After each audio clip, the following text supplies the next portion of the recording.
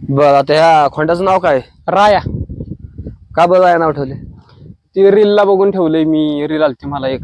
म्हणजे आता त्याला नाही काय, जरा आजारलेला तो फुगल्या गरिबांचा राहिला नाही, त्या नादात सगळी शेट लोक आलेत. हा ते आता आपल्यासारख्याचा शेतकऱ्याचा खेळ राहिला नाही. म्हणजे गायची आपल्या घरची गाय रुक्मिणी, तिचा खोंड आहे हा. रुक्मिणी नाव आहे का गायचं? हा रुक्मिणी. चांगलं नाव ठेवलंय, छान नाव. हा, आपल्या हिंदू धर्मात गायचं खूप महत्व आहे. हा आपले भाग्य, आपण हिंदू धर्मात जन्म घेतला. हा आणि आणि तिच्या आईची एक गोष्ट सांगू का तुम्हाला? हा सांगा. किती महिने? 11 महिने झाले. काय होती? नाद शेतीचा नाद बैलांच्या युट्यूब चॅनल मध्ये मंडळी सगळ्यांचं मनपूर्वक स्वागत. आपण आपल्या चॅनलवरती शेतीविषयक माहिती, बैलांची माहिती हे आपण देत असतो. ज्यांनी कोणी चॅनल सबस्क्राईब केलं नसेल त्यांनी चॅनल पहिल्यांदा सबस्क्राईब करून घ्या. आता आपल्याला या खोंडाबद्दल माहिती घ्यायची. आत्ता आपण बावधन वड्यावर आलेलो आहे.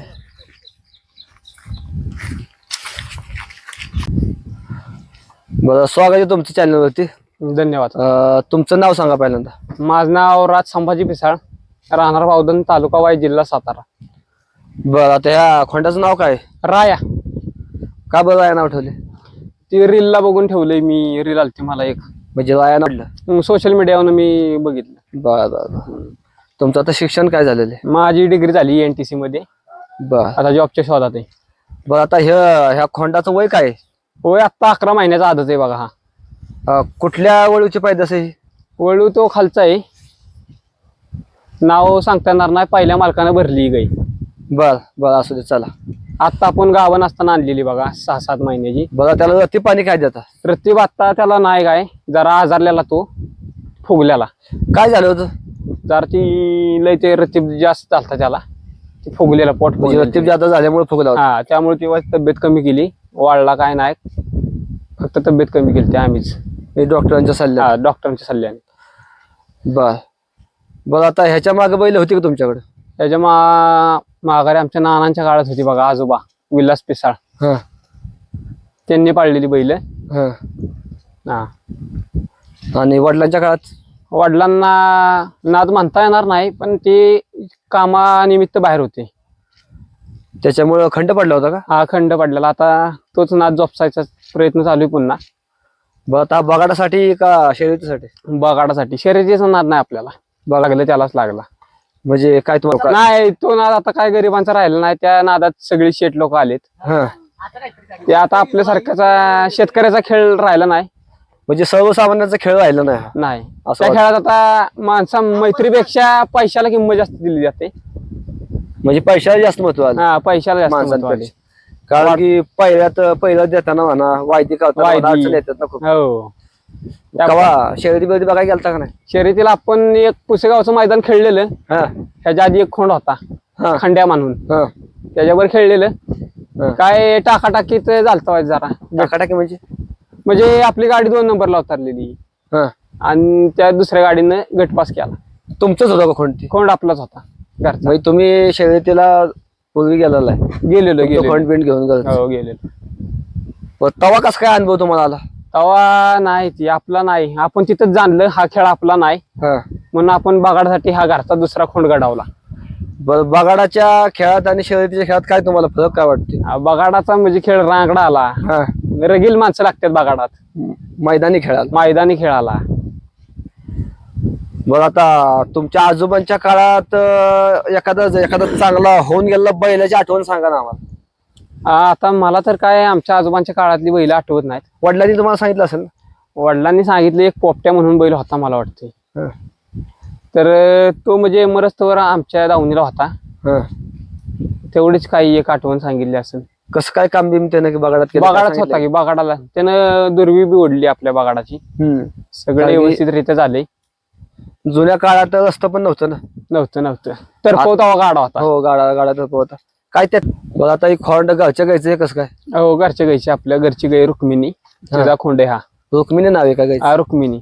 चांगलं नाव ठेवलंय, छान नाव. हा, आपल्या हिंदू धर्मात गायचं खूप महत्व आहे. आपले भाग्य, आपण हिंदू धर्मात जन्म घेतला.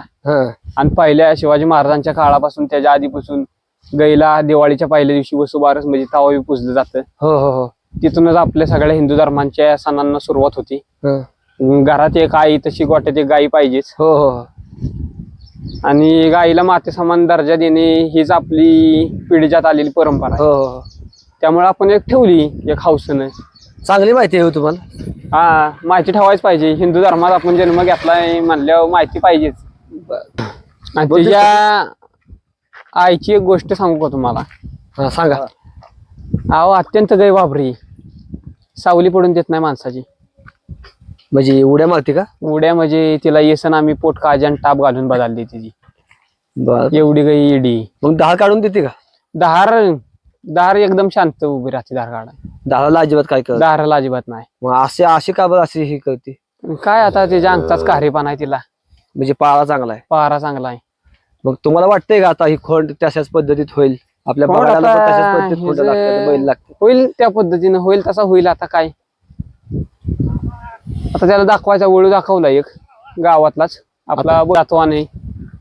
नैसर्गिक वेतन चांगलं आहे का कसं काय? नैसर्गिक रेतन. का बरं? कारण हे कृत्रिम आलं सिमेंट. नैसर्गिक रेतन म्हणजे बरं आता त्या गायची दुपटी किती झाल्यात? दोन दुपती झाले. दोन काय काय झाले गाई? एक पहिली कालवड झाली हा. आणि एक खोंड झालाय आता. हा एक खोंड झाला. मग आता ही खोंड बगाडाला किती वर्ष म्हणजे ते 2-1 वर्ष तरी लागते द्यायला? हो, आता पुढल्या वर्षी बघा झुपायचा जाताना मोकळ्या गाड्याला. आता तयारी पूर्ण लागेल का काय तुम्हाला? हो, आता शिकवणी चालू करायची त्याची. हा. शिकवण्यात आता काय काय काय काय पहिल्यांदा करणार? काय आता छकलेलं नाही तर शिवळ झुपायचा. हा त्याच्यानंतर मग त्याच्यानंतर हळूहळू बघायचं मग बैलाबर झुपायचं कुठल्या कसं काय. शिकवणी घातली पाहिजे. हा, पवनी घालायची. हा पवनी पण घातली पाहिजे. दम वाढाय पाहिजे त्याची, छाती भराय पाहिजे. हो पवनी आणि छातीनं म्हणजे दम वाढतो. हा, दम Stamina वाढतो. आणि शिरा बिरा पण मोकळा होतो बैलांचा. जेवढा दम वाढेल तेवढा उसाळी जास्त गेली एखादी. हो हो हो. अहो नैसर्गिक असतं. ओरिजिनल ते ओरिजिनल. बैलाचा पारात येतो गाईमध्ये खोंडात. तसं कृत्रिम म्हणजे मिळाली येते ती. डब्याला हलायचं कळत नाही. काय बरं, नैसर्गिक ते नैसर्गिक. ठीक आहे ठीक आहे. हा, छान माहिती तुम्ही दिली त्याच्याबद्दल धन्यवाद. तुमचे मी तुम्ही आभार. मुलाखत घ्यायला आल्याबद्दल तुमचे आभार व्यक्त करतो मी. आता खोंड चालून दाखवतो तुम्हाला. बरं आता आपल्याला मंडळी आता हा जो खोंड आहे ना, आपल्याला खोंड पळवून दाखवायचा आहे. कसं काय खोंड पळतोय काय ते आपल्याला बघायचं शेवट. तर खोंड कसं काय पळतोय ते शेवट बघा. चॅनल सबस्क्राईब केलं नसेल पुन्हा एकदा चॅनल सबस्क्राईब करा, लाईक करा, हाईप करा. धन्यवाद.